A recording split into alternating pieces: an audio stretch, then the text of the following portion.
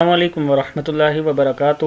Learn Quran word by word اور عابد راجہ channel کی طرف سے آج میں آپ کو سجدہ تلاوت کے بارے میں بتاؤں گا کہ جو قرآن پاک میں جب سجدہ آتا ہے کسی سورہ میں تو وہ کیسے ادا کرتے ہیں۔ یہ ایک بھائی نے مجھے کہا ریکویسٹ کی تھی کہ بتا دیں، تو میں آپ کو سمجھا دیتا ہوں۔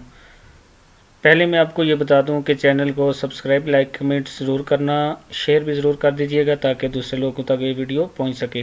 جیسے یہ سورہ ہے سورۃ العلق، اس میں آتا ہے سجدہ، لاسٹ میں آتا ہے، یہ دیکھیں کلا لا تطعہ واسجد واقترب۔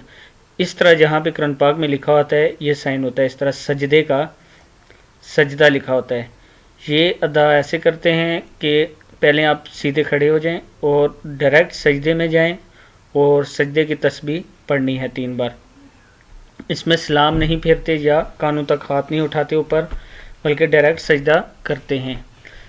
تو سجدہ کرنے کا یہ طریقہ ہے۔ یہ سجدہ ضروری ہوتا ہے جب بھی آپ قرآن پاک پڑھ رہے ہوں یا سیکھ رہے ہوں، جیسے ابھی میں نے آپ کو بتایا۔ تو اب جب یہ سنیں گے اور یہ پڑھیں گے یہ آیت، تو اس کے بعد آپ نے اٹھنا ہے، جائے نماز بچھانی ہے اور اس کے کھڑا ہو کے ڈائریکٹ سجدے میں جانا ہے۔ رکوع وغیرہ اس میں نہیں ہوتا، سجدہ کرنا ہے اور تسبیح پڑھنی ہے اور پھر اٹھ جانا ہے سجدہ۔ اگر آپ کے پیچھے جو گزر گئے ہیں آج تک تلاوت کرتے ہوئے اور آپ نے سجدے نہیں کیے، اگر آپ کو تعداد یاد نہیں ہے تو آپ جتنا آپ کا دل مطمئن ہوتا ہے کہ مطلب میرے اتنے سجدے رہ گئے ہیں، اتنی بار میں نے چھوڑ دیے، تو آپ اتنے کر لیں۔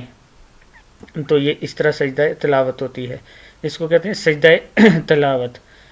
یہ جہاں بھی قرآن پاک میں اس طرح سجدہ لکھا ہوا آئے گا، آپ نے وہاں پہ سجدہ کرنا ہے۔ سجدہ کہتے ہیں ڈائریکٹ جا کے زمین پہ سر رکھ کے 3 بار تسبیح پڑھنا یا 5 بار پڑھ لیں، جتنی آپ تسبیح پڑھ سکتے ہیں پڑھ لیں، اور پھر سلام نہیں پھیرتے، اس میں سلام نہیں ہوتا، السلام علیکم یا السلام علیکم نہیں کہہ سکتے، آپ نے صرف سجدہ کرنا ہے۔ تو یہ ہے سجدہ تلاوت۔